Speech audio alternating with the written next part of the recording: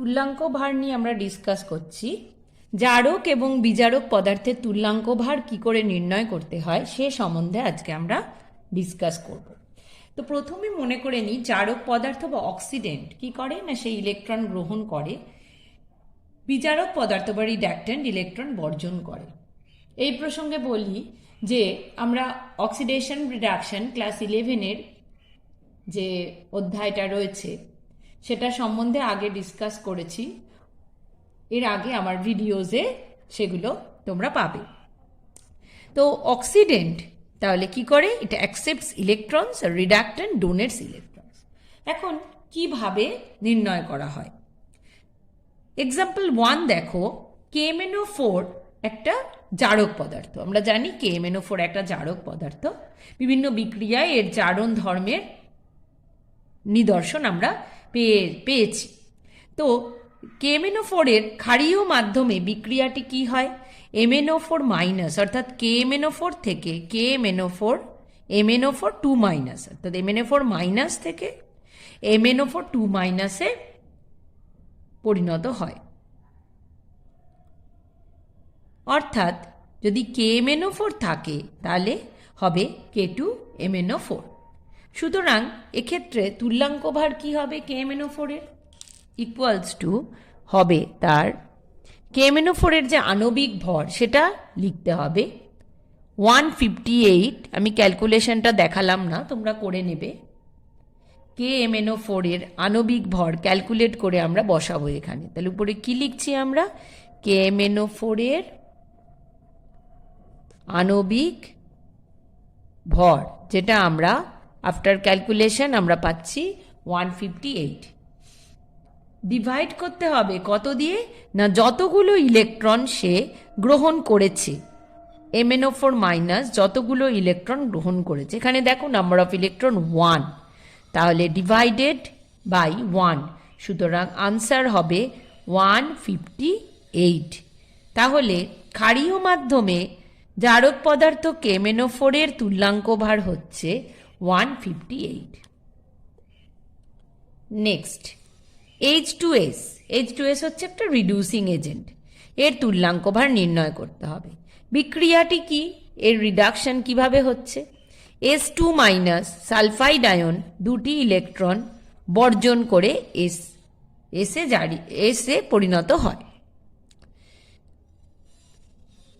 অর্থাৎ S2 minus দুটো electron বর্জন করে দেয় এবং সে সালফার উৎপন্ন করে। সুতরাং H2S এর আণবিক ভর আগে আমাদের লিখে নিতে হবে, অর্থাৎ লবে যে ভগ্নাংশের আকারে আমি লিখছি তার লবে বসবে H2S এর আণবিক ভর 2 প্লাস 32 ডিভাইডেড বাই যতগুলো ইলেকট্রন সে বর্জন করেছে। S2 মাইনাস কতগুলি ইলেকট্রন বর্জন করেছে, দুটি, তাহলে ডিভাইডেড বাই 2, সুতরাং 34 ডিভাইডেড বাই 2, আনসার হলো 17। সো এইভাবে আমরা জারক এবং বিজারক পদার্থের তুল্যাঙ্ক ভার নির্ণয় করতে পারি। এবার আমরা একটা গাণিতিক সমস্যা সমাধান করব। কোনো ধাতু A, তার ক্লোরাইডে ধাতু রয়েছে 44.1%। ওই ধাতুর 1 গ্রাম অন্য কোনো ধাতু B এর লবণ থেকে 1.134 গ্রাম B ধাতুকে প্রতিস্থাপিত করছে। নির্ণয় করতে হবে A এবং B ধাতুর তুল্যাঙ্ক ভার। শতকরা পরিমাণ হিসাবে দেখো, A ধাতুর ক্লোরাইডে ধাতু রয়েছে 44.1 এবং ক্লোরিন তাহলে থাকবে 100 মাইনাস 44.1 অর্থাৎ 55.9। বি ধাতুর ক্লোরাইডে আমরা শতকরা পরিমাণ হিসেবে পাচ্ছি না। বি ধাতুর ক্লোরাইডে ধাতু রয়েছে 1.134 গ্রাম। এবার আমাদের নির্ণয় করে নিতে হবে এ ধাতুর তুল্যাঙ্ক ভার কত। এ ধাতুর তুল্যাঙ্ক ভার কি করে নির্ণয় করব, কারণ আমরা জানি যে এখানে ক্লোরিনের সঙ্গে ওর লবণ তৈরি হওয়ার কথা বলা হয়েছে। তো আমরা জানি যে 35.5 ভাগ ওজনের ক্লোরিনের সঙ্গে যত ভাগ ভরের সেই ধাতুটি যুক্ত হবে সেই ভরটি হবে ওই ধাতুর তুল্যাঙ্ক ভার। সুতরাং সূত্র আমরা এর আগেও পড়েছি যে কিভাবে তুল্যাঙ্ক ভার নির্ণয় করা যায়। তাহলে এ ধাতুর তুল্যাঙ্ক ভার হচ্ছে, আমরা দেখলাম যে 55.9 ভাগ ওজনের ক্লোরিনের সঙ্গে যুক্ত হয়েছে 44.1 ভাগ ওজনের ধাতু। তাহলে নির্ণয় করতে হবে যে 35.5 ভাগ ওজনের ক্লোরিনের সঙ্গে কত ভাগ ভরের এ ধাতু যুক্ত হয়েছে। আবারও বলছি, 55.9 ভাগ ওজনের ক্লোরিনের সঙ্গে যুক্ত হয়েছে 44.1 ভাগ ওজনের ধাতু। তাহলে 35.5 ভাগ ওজনের ক্লোরিনের সঙ্গে যুক্ত হবে কত ভাগ ওজনের ধাতু। এইভাবে ক্যালকুলেট করে আমরা পাবো 28.0006। সুতরাং এ ধাতুর তুল্যাঙ্ক ভার আমরা নির্ণয় করতে পারলাম।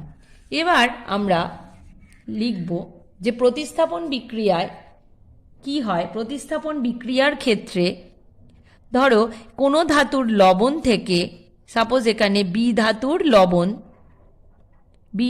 লবণ থেকে এ ধাতু কি করছে, বি ধাতুকে প্রতিস্থাপিত করছে এবং এ ধাতুর লবণ উৎপন্ন হচ্ছে। সুতরাং এরকম ক্ষেত্রে এই বিক্রিয়াকে বলি আমরা প্রতিস্থাপন বিক্রিয়া। তাহলে এর ক্ষেত্রে কি হয়, এ ধাতুর ভর বা এর ভর ডিভাইডেড বাই বি এর ভর সমান সমান কি হচ্ছে, এর তুল্যাঙ্ক ভার ডিভাইডেড বাই বি এর তুল্যাঙ্ক ভার। তাহলে আমরা এক্ষেত্রে এই সূত্রটি প্রয়োগ করতে পারি এবং এখানে এর ভর আমরা দেওয়া আছে প্রশ্নে 1 গ্রাম, তাহলে 1 ডিভাইডেড বাই বি এর ভরও দেওয়া আছে 1.134 ইকুয়ালস টু এর তুল্যাঙ্ক ভার যদি পুট করে দিই তাহলে বি এর তুল্যাঙ্ক ভার আমরা নির্ণয় করতে পারবো, কারণ এখানে একমাত্র আননোন ফিগার হচ্ছে বি এর তুল্যাঙ্ক ভার এবং ক্যালকুলেট করে আমরা বি এর তুল্যাঙ্ক ভার নির্ণয় করতে পারবো, যেটা রাফলি 32 রাফলি। ওকে, তাহলে প্রতিস্থাপন বিক্রিয়ার ক্ষেত্রে আমরা এই সূত্রটি অবলম্বন করব, এ এর ভর বাই বি এর ভর ইকুয়ালস টু এ এর তুল্যাঙ্ক ভার ডিভাইডেড বাই বি এর তুল্যাঙ্ক ভার। প্রতিস্থাপন বিক্রিয়ার ক্ষেত্রে আমরা এই সূত্রটি প্রয়োগ করতে পারব। তাহলে এই ধরনের প্রবলেম দিলে তোমরা সলভ করতে পারছো। নেক্সট, 1.12 গ্রাম ধাতুর অক্সাইডে 0.32 গ্রাম অক্সিজেন আছে। ধাতুটির তুল্যাঙ্ক ভার কত?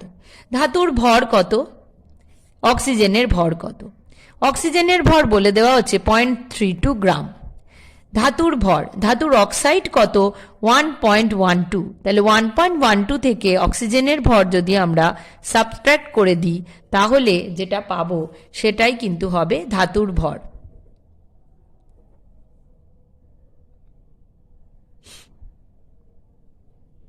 অর্থাৎ 0.80। ধাতুর পরিমাণ হলো 0.80 গ্রাম। তাহলে এবার আমরা ধাতুর তুল্যাঙ্ক ভার নির্ণয় করব। তাহলে আমরা সূত্রটা লিখছি, ধাতুর তুল্যাঙ্ক ভার ইকুয়ালস টু ধাতুর ভর, আমরা অক্সিজেনের সাপেক্ষে সূত্রটি লিখব, ধাতুর ভর গুণ 8 ডিভাইডেড বাই সংযুক্ত অক্সিজেনের ভর। ধাতুর ভর হলো 0.8 ইন্টু 8, সংযুক্ত অক্সিজেনের ভর হচ্ছে 0.32। অর্থাৎ আমরা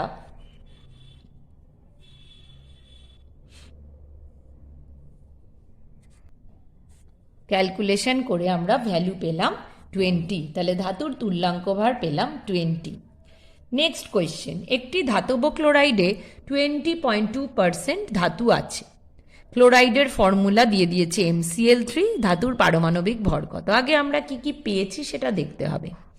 ধাতু পরিমাণ 20.2%, সুতরাং ক্লোরিনের পরিমাণ 100 - 20.2%, অর্থাৎ 79.8%। ওকে, এবারে বলে দিয়েছে, সো এখান থেকে আমরা কি ক্যালকুলেট করতে পারি না ধাতুটার তুল্যাঙ্ক ভার ক্যালকুলেট করতে পারি। তো এখান থেকে আমরা ফর্মুলা অ্যাপ্লাই করলাম, ধাতুর তুল্যাঙ্ক ভার সেম রিলেশন, ধাতুর ভর 20.2 ইন্টু 35.5, যেহেতু ক্লোরিন তাই 35.5 বসবে, অক্সিজেন হলে 8 বসবে, হাইড্রোজেন হলে 1.008 বসবে। 35.5 ডিভাইডেড বাই 79.8, এখান থেকে ক্যালকুলেট করে আমরা পাবো 8.98। ওকে, এবার এটা হলো ধাতুর তুল্যাঙ্ক ভার।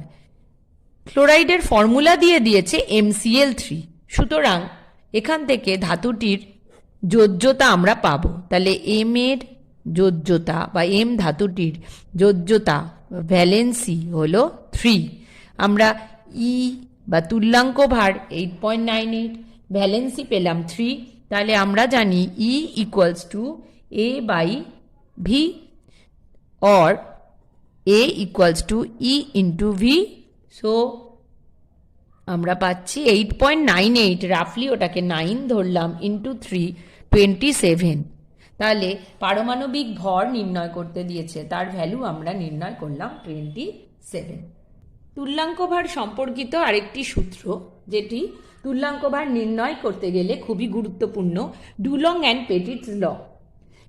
এই সূত্রে কি বলা হয়েছে, সাধারণ উষ্ণতায় কার্বন, বোরন, বেরিলিয়াম, সিলিকন এই সমস্ত ধাতুগুলো বাদ দিয়ে অন্যান্য সমস্ত কঠিন ধাতুর ক্ষেত্রে তাদের পারমাণবিক তাপ সমান সমান এ ইন্টু আপেক্ষিক তাপ, অর্থাৎ পারমাণবিক ভর ইন্টু আপেক্ষিক তাপ, তার ভ্যালু হচ্ছে কত 6.4। তাহলে এখান থেকে কিভাবে তুল্যাঙ্ক ভার নির্ণয় করা যায় না, এখান থেকে পারমাণবিক ভর ক্যালকুলেট করা যায় এবং সেই পারমাণবিক ভর ক্যালকুলেট করে আমরা তার সাহায্যে কিন্তু তুল্যাঙ্ক ভার নির্ণয় করতে পারি যোজ্যতার মান জানা থাকলে। এবং এই সূত্রটি কিন্তু কেবলমাত্র কঠিন মৌলের ক্ষেত্রে প্রযোজ্য, গ্যাসীয় মৌলের প্রযোজ্য হয় না, গ্যাসীয় মৌলে প্রযোজ্য হয় না। এই সূত্রটা কেবলমাত্র কঠিন মৌল, তার মধ্যে ওই 4টি মৌল বাদ দিয়ে।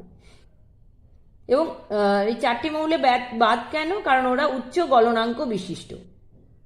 ওই মৌলগুলোর ক্ষেত্রে ওই পারমাণবিক তাপের মান 6 মানে উচ্চ উষ্ণতায় আপেক্ষিক তাপ পরিমাপ করলে তবেই ওদের 6.4 এর ভ্যালুটা পাবো আমরা। তাহলে ডুলং ও পেটিটের থেকে আমরা আনুমানিকভাবে মোটামুটি একটা রাফলি পারমাণবিক ভর কিন্তু নির্ণয় করতে পারি। এখন দেখো কতগুলো কেলাস, তাদের আমি ফর্মুলা এখানে লিখেছি। ZnSO4 7H2O, যাকে হোয়াইট ভিট্রিয়ল বলে, MgSO4 7H2O, যাকে ইপসম সল্ট, আর একে গ্রিন ভিট্রিয়ল, FeSO4 7H2O একে বলে। এই কেলাস এদের ক্ষেত্রে কি হয়, এদের জ্যামিতিক আকৃতি একই রকমের হয়, এদের জ্যামিতিক আকৃতি আইডেন্টিক্যাল বা একই রকমের হয়, তাই এদেরকে বলা হয় সমাকৃতি কেলাস বা আইসোমরফাস বলে, এদের বলে সমাকৃতি কেলাস। এবং এই যে ধর্মটা, এই যে সমাকৃতি কেলাস, এরা যে ধর্মের জন্য এই ধরনের কেলাস গঠিত হয় তাকে বলা হয় আইসোমরফিজম অর সমাকৃতিত্ব। এই প্রপার্টিটাকে বলা হয় সমাকৃতিত্ব বা আইসোমরফিজম। এবং এই সমাকৃতি কেলাসের কি হয়, এদের মোট পরমাণু সংখ্যা কিন্তু সমান হয়, আর যে মৌলগুলো এই কেলাস গঠন করে তাদের যোজ্যতাও সবসময় একই হয়। দেখো এখানে ZnSO4, MgSO4, FeSO4, Zn এর যোজ্যতা 2, Mg 2 এবং FeSO4 এরও এই ক্ষেত্রে যোজ্যতা কিন্তু 2। তাহলে এই হলো আমাদের সমাকৃতি, কেলাস এবং তুল্যাঙ্ক ভার সম্বন্ধে আমরা বেসিক আইডিয়া অ্যাকোয়ার করলাম। এবার আমরা আরও ডিফিকাল্ট প্রবলেম সলভ করতে পারবো। Thank you.